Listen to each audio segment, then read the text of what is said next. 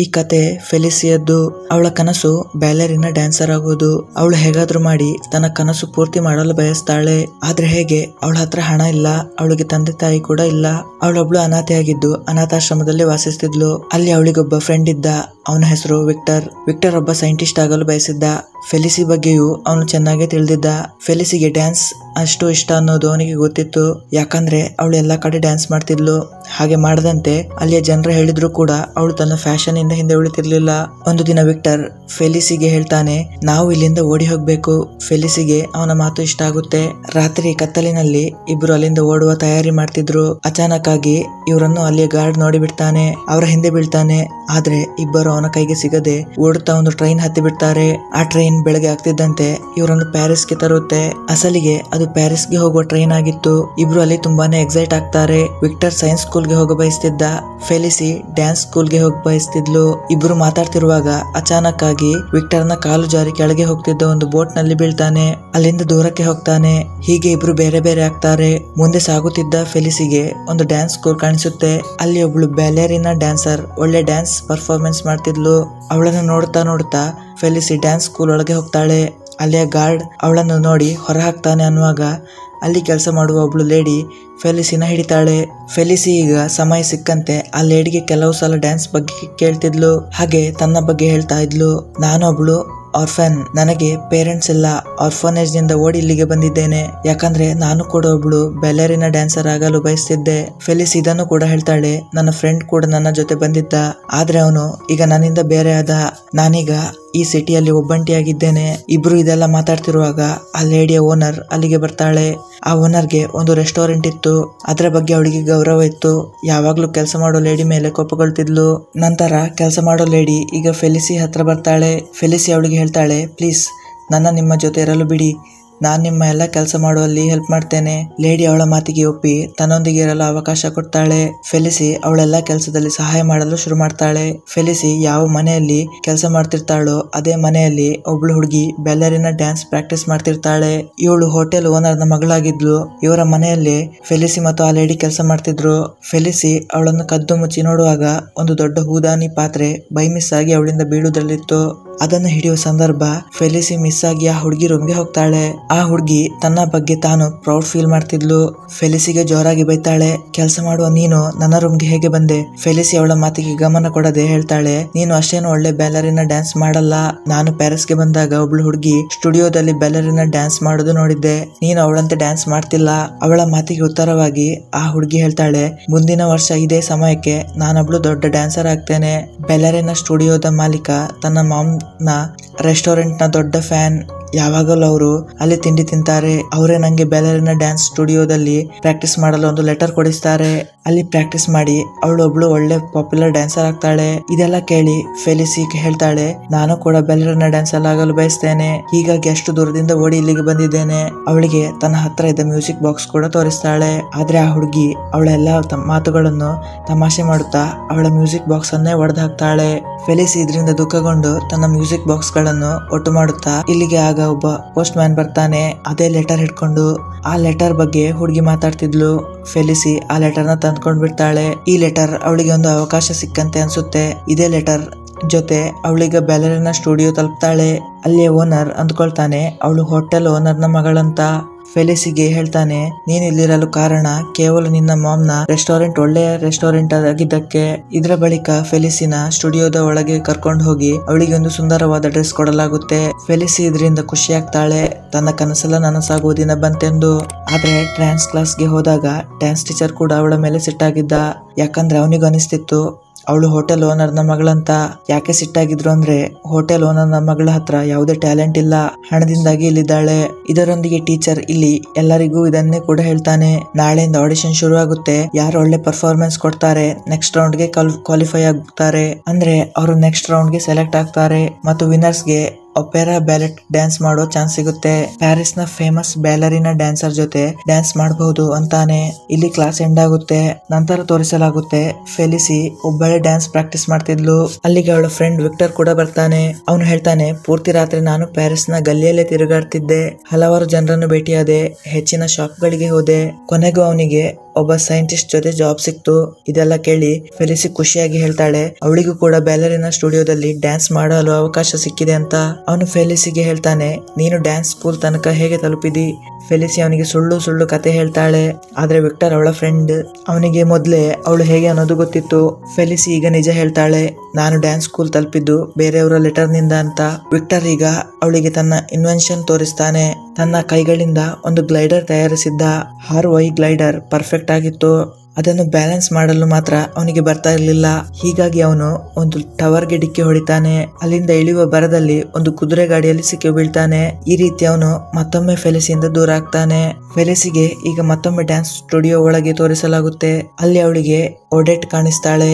ಒಡೆಟ್ ಬೇರೆ ಯಾರು ಅಲ್ಲ, ಹೋಟೆಲ್ ಓನರ್ನ ಮನೆ ಕೆಲಸದವಳು.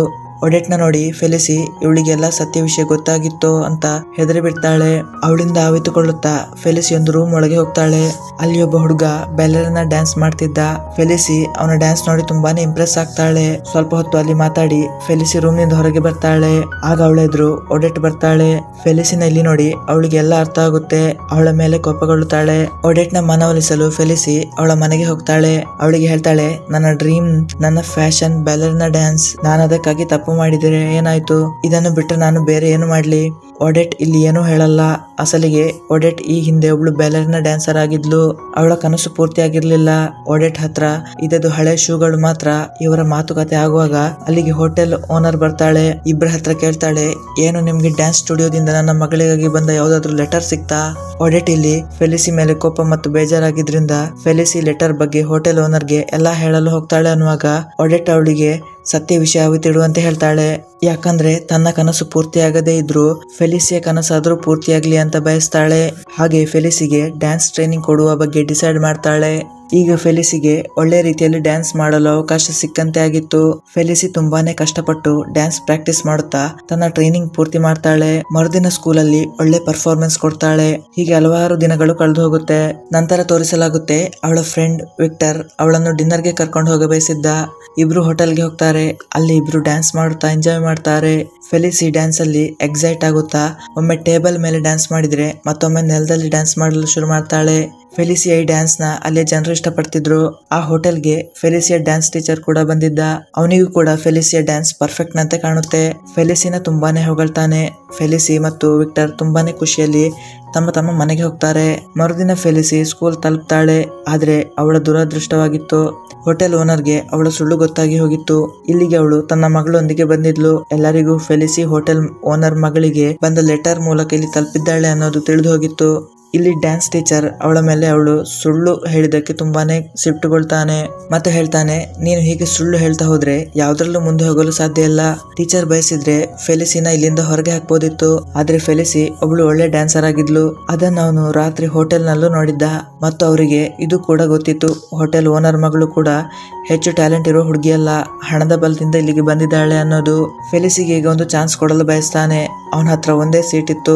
ಹೀಗಾಗಿ ಡಿಸೈಡ್ ಮಾಡ್ತಾನೆ, ಇಬ್ರು ಹುಡುಗಿಯರ ನಡುವೆ ಒಂದು ಕಾಂಪಿಟಿಷನ್ ಆಗ್ಲಿ. ಯಾರು ಈ ಕಾಂಪಿಟಿಷನ್ ಗೆಲ್ತಾರೋ ಅವರು ಆಡಿಷನ್ ನಲ್ಲಿ ಶಾಮೀಲಾಗಬಹುದು. ಅವರಿಗೆ ದೊಡ್ಡ ಶೋ ನಲ್ಲಿ ಭಾಗವಹಿಸುವ ಅವಕಾಶ ಸಿಗುತ್ತೆ. ಒಡೆಟ್ ಈಗ ಫೆಲಿಸಿಯ ಟ್ರೈನಿಂಗ್ ಇನ್ನಷ್ಟು ಟಫ್ ಮಾಡ್ತಾಳೆ. ಫೆಲಿಸಿ ಕೂಡ ತುಂಬಾನೇ ಕಷ್ಟಪಡ್ತಾಳೆ. ಯಾಕಂದ್ರೆ ಹೇಗಾದ್ರೂ ಮಾಡಿ ಅವಳು ಹೋಟೆಲ್ ಓನರ್ ಮಗಳ ವಿರುದ್ಧ ಗೆಲ್ಲಬಹುದು. ಕಾಂಪಿಟಿಷನ್ ಶುರು ಆಗುತ್ತೆ. ಒಬ್ಳು ಹುಡುಗಿ ಕಾಂಪಿಟಿಷನ್ ಇಂದ ಎಲಿಮಿನೇಟ್ ಆಗ್ತಾಳೆ, ಅಂದ್ರೆ ಹೊರಗೆ ಹೋಗ್ತಾಳೆ. ಈಗ ಕಾಂಪಿಟಿಷನ್ ಕೇವಲ ಹೋಟೆಲ್ ಓನರ್ ಮತ್ತು ಫೆಲಿಸಿಯ ನಡುವೆ ಆಗಿತ್ತು. ಅದು ಕೆಲವು ದಿನ ನಂತರ ನಡೆಯಲಿತ್ತು. ಹೋಟೆಲ್ ಓನರ್ ಮಗಳು ಫೆಲಿಸಿಗೆ ಬೇಜಾರು ಆಗುವ ಹಾಗೆ ಮಾತಾಡ್ತಾಳೆ. ಇದರಿಂದ ಫೆಲಿಸಿಗೆ ಬೇಜಾರಾಗುತ್ತೆ. ಟ್ರೈನಿಂಗ್ ನಲ್ಲಿ ಕೂಡ ಅವಳಿಗೆ ಮನಸ್ಸಿರಲ್ಲ. ಇದ್ರ ನಡುವೆ ಅಲ್ಲಿಗೆ ಆ ಬ್ಯಾಲೆರಿನಾ ಡ್ಯಾನ್ಸರ್ ಹುಡುಗ ಬರ್ತಾನೆ. ಅವನನ್ನು ಫೆಲಿಸಿ ಇಷ್ಟಪಡತೊಡಗಿದ್ಲು. ಫೆಲಿಸಿಗೆ ಅವನು ಹೇಳ್ತಾನೆ, ನಾವು ರಾತ್ರಿ ಡಿನ್ನರ್ಗೆ ಹೋಗುವ.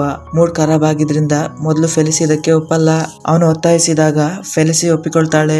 ಸಂಜೆ ವೇಳೆ ವಿಕ್ಟರ್ ಕೂಡ ಫೆಲಿಸಿ ಹತ್ರ ಬಂದು ಡಿನ್ನರ್ಗಾಗಿ ಕೇಳ್ತಾನೆ. ಆದ್ರೆ ಫೆಲಿಸಿ ಮೊದಲೇ ಒಬ್ಬರಿಗೆ ಡಿನ್ನರ್ಗೆ ಹಾ ಹೇಳಿದ್ಲು ಮತ್ತು ಅವಳು ಮೂಡ್ ಕೂಡ ಹಾಳಾಗಿತ್ತು. ಯಾರೊಂದಿಗೂ ಏನು ಹೇಳಲು ಬಯಸದೆ ಅಲ್ಲಿಂದ ಹೋಗ್ತಾಳೆ. ವಿಕ್ಟರ್ ಅವಳು ಒಪ್ಪಿದ್ದಾಳೆ ಅಂತ ಅಂದ್ಕೊಂಡು ಡಿನ್ನರ್ಗಾಗಿ ಪ್ರಿಪೇರ್ ಆಗಲು ಆರಂಭಿಸ್ತಾನೆ. ಫೆಲಿಸಿ ಇಲ್ಲಿ ಒಡೆಟ್ ನ ಮನೆಯಲ್ಲಿ ಇದ್ದಾಗ ಫೆಲಿಸಿಗೆ ಒಡೆಟ್ ಹೇಳ್ತಾಳೆ, ಬೇಗನೆ ತಿಂಡಿ ತಿನ್ನು ಮತ್ತು ಆರಾಮ್ ಮಾಡು. ನಾಳೆ ನೀನು ಒಳ್ಳೆ ಪ್ರಾಕ್ಟೀಸ್ ಮಾಡಬೇಕು, ಹಾಗೆ ಒಳ್ಳೆ ರೀತಿಯಲ್ಲಿ ಪರ್ಫಾರ್ಮ್ ಕೊಡ್ಬೇಕು. ಇದನ್ನು ಕೇಳಿ ಫೆಲಿಸಿ ಅವಳೊಂದಿಗೆ ಕೆಟ್ಟದಾಗಿ ವರ್ತಿಸ್ತಾಳೆ ಮತ್ತೆ ಹೇಳ್ತಾಳೆ, ನೀವು ನನ್ನ ಮಾಮ್ ಅಲ್ಲ, ನನಗೆ ನೀವು ಆರ್ಡರ್ ಕೊಡಬೇಡಿ ಅಂತ ಅಲ್ಲಿಂದ ಹೋಗ್ತಾಳೆ. ನಂತರ ಅವಳು ತನ್ನ ಬ್ಯಾಲೆರಿನಾ ಡ್ಯಾನ್ಸ್ ಫ್ರೆಂಡ್ ನ ಭೇಟಿ ಆಗ್ತಾಳೆ. ಅವಳೊಂದಿಗೆ ಅವನು ಡಿನ್ನರ್ ಪ್ಲಾನ್ ಮಾಡಿದ್ದ. ಇಲ್ಲೂ ಅವಳಿಗೆ ಡಿನ್ನರ್ ಎಂಜಾಯ್ ಮಾಡಲು ಆಗಲ್ಲ. ಇಲ್ಲಿಗೆ ವಿಕ್ಟರ್ ಕೂಡ ಬರ್ತಾನೆ. ಫೆಲಿಸಿ ಮತ್ತೊಬ್ಬ ಹುಡುಗನೊಂದಿಗೆ ಇರುವುದು ನೋಡಿ ತುಂಬಾನೇ ಜೆಲಸ್ ಫೀಲ್ ಆಗ್ತಾನೆ. ಮಾತಾಡುತ್ತಾ ಈಗ ಇಬ್ರು ಹುಡುಗರ ನಡುವೆ ಫೈಟ್ ಶುರು ಆಗುತ್ತೆ. ಆ ಡ್ಯಾನ್ಸ್ ಹುಡುಗ ವಿಕ್ಟರ್ಗೆ ಕೆಟ್ಟದಾಗಿ ಬೈತಾನೆ. ಅವರ ಗಲಾಟೆ ನೋಡಿ ಫೆಲಿಸಿ ಮೂಡ್ ಮತ್ತಷ್ಟು ಖರಾಬ್ ಆಗುತ್ತೆ.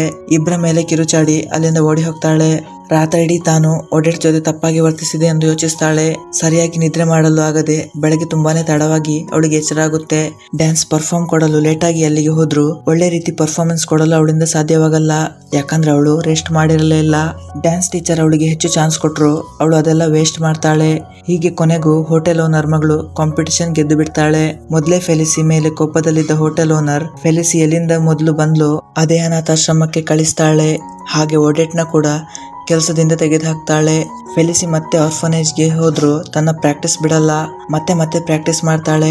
ಡ್ಯಾನ್ಸ್ಗಾಗಿ ತಾನು ತಯಾರಿದ್ದೇನೆ ಅಂತ ಅರಿವಾಗಿ ಮತ್ತೊಮ್ಮೆ ಅಲ್ಲಿಂದ ಓಡಲು ಪ್ರಯತ್ನ ಮಾಡ್ತಾಳೆ. ಈ ಸಲ ಸಹ ಗಾರ್ಡ್ ಅವಳನ್ನು ನೋಡ್ತಾನೆ. ಆದ್ರೆ ಅವಳನ್ನು ತಡೆಯದೆ ಸ್ವತಃ ಅವನೇ ಪ್ಯಾರಿಸ್ಗೆ ಫೆಲಿಸಿನ ಕರ್ಕೊಂಡು ಬರ್ತಾನೆ. ಅಸಲಿಗೆ ಅವನು ಒಳ್ಳೆಯವನಾಗಿದ್ದ. ಫೆಲಿಸಿ ಅವನನ್ನು ಅಪ್ಪಿಕೊಂಡು ಮುಂದೆ ಹೋಗ್ತಾಳೆ. ಮೊದಲು ಒಡೆಟ್ ಬಳಿ ಹೋಗಿ ತನ್ನ ತಪ್ಪಿಗೆ ಕ್ಷಮೆ ಕೇಳ್ತಾಳೆ. ಆಶ್ಚರ್ಯ ಅಂದ್ರೆ ಒಡೆಟ್ ಅವಳನ್ನು ಕ್ಷಮಿಸಿ ಫೆಲಿಸಿ ವಾಪಸ್ ಬಂದದಕ್ಕೆ ಖುಷಿಯಾಗ್ತಾಳೆ. ಇದ್ರ ನಂತರ ಫೆಲಿಸಿ ವಿಕ್ಟರ್ ಹತ್ರ ಹೋಗ್ತಾಳೆ.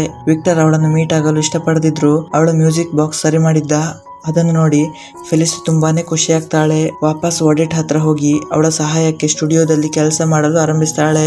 ಅಷ್ಟು ಹೊತ್ತಿಗೆ ಹೋಟೆಲ್ ಓನರ್ ಮಗಳು ಬಂದು ಫೆಲಿಸಿ ತಮಾಷೆ ಮಾಡಲು ಶುರು ಮಾಡ್ತಾಳೆ. ಇನ್ನೇನು ಅವಳ ಮ್ಯೂಸಿಕ್ ಬಾಕ್ಸ್ ಒಡೆದು ಹಾಕ್ತಾಳೆ ಅನ್ನುವಾಗ ಈ ಸಲ ಫೆಲಿಸಿ ಅವಳ ಕೈ ಹಿಡಿತಾಳೆ. ಇಬ್ಬರ ನಡುವೆ ಜಗಳ ಶುರುವಾಗುತ್ತೆ. ಫೆಲಿಸಿ ಹೇಳ್ತಾಳೆ, ನೀನ್ ನನ್ನ ಎದುರಿಸೋದಾದ್ರೆ ಡ್ಯಾನ್ಸ್ ಮಾಡು. ಇಬ್ರು ಡ್ಯಾನ್ಸ್ ಮಾಡುತ್ತಾ ಒಬ್ರನ್ನು ಒಬ್ರು ಸೋಲಿಸಲು ಬಯಸ್ತಾರೆ. ಫೆಲಿಸಿ ತುಂಬಾನೇ ಚೆನ್ನಾಗಿ ಡ್ಯಾನ್ಸ್ ಮಾಡ್ತಾಳೆ. ಹೋಟೆಲ್ ಓನರ್ ಮಗಳಿಗೆ ಜಲಸ್ ಆಗಿ ಅವಳು ಫೆಲಿಸಿಯ ಕೂದಲು ಹಿಡಿದು ಹಿಂದೆ ಎಳೆದು ಬಿಡ್ತಾಳೆ. ಆದ್ರೂ ಫೆಲಿಸಿ ನಿಲ್ಲಲ್ಲ. ಡ್ಯಾನ್ಸ್ ಮಾಡುತ್ತಾ ಇಬ್ರು ಹೊರಗೆ ಬರ್ತಾರೆ. ಫೆಲಿಸಿ ಇಲ್ಲಿ ಮೆಟ್ಟಿಲುಗಳಿಂದ ಹಾರುತ್ತಾ ತನ್ನ ಬ್ಯಾಲೆನ್ಸ್ ಮಾಡುತ್ತಾ ಕೆಳಗೆ ಬರ್ತಾಳೆ. ಎಲ್ರಿಗೂ ಇಲ್ಲಿ ಅರಿವಾಗುತ್ತೆ ನಿಜವಾದ ಟ್ಯಾಲೆಂಟ್ ಅಂದ್ರೆ ಏನು ಅನ್ನೋದು. ಎಲ್ರೂ ಇಲ್ಲಿ ಫೆಲಿಸಿಯ ಡ್ಯಾನ್ಸ್ ನಿಂದ ಇಂಪ್ರೆಸ್ ಆಗ್ತಾರೆ. ಇಲ್ಲಿ ಡ್ಯಾನ್ಸ್ ಟೀಚರ್ ಇಬ್ಬರನ್ನು ತನ್ನ ಎದುರು ನಿಲ್ಲಿಸಿ ಕೇಳ್ತಾನೆ, ಡ್ಯಾನ್ಸ್ ಮಾಡೋ ಹಿಂದೆ ನಿಮ್ಮ ಪ್ಯಾಷನ್ ಏನು? ಹೋಟೆಲ್ ಮಗಳು ಇಲ್ಲಿ ಉತ್ತರ ಕೊಡಲು ಉತ್ತರವಿರಲಿಲ್ಲ. ಫೆಲಿಸಿ ಹೇಳ್ತಾಳೆ, ಡ್ಯಾನ್ಸ್ ನನ್ನ ಲೈಫ್, ನನ್ನ ಜಗತ್ತು, ನನ್ನ ಒಳಗೆ ಇದೆ ಡ್ಯಾನ್ಸ್. ನಾನು ಇನ್ನೂ ಮುಂದೆ ಹೋಗಲು ಬಯಸ್ತೇನೆ.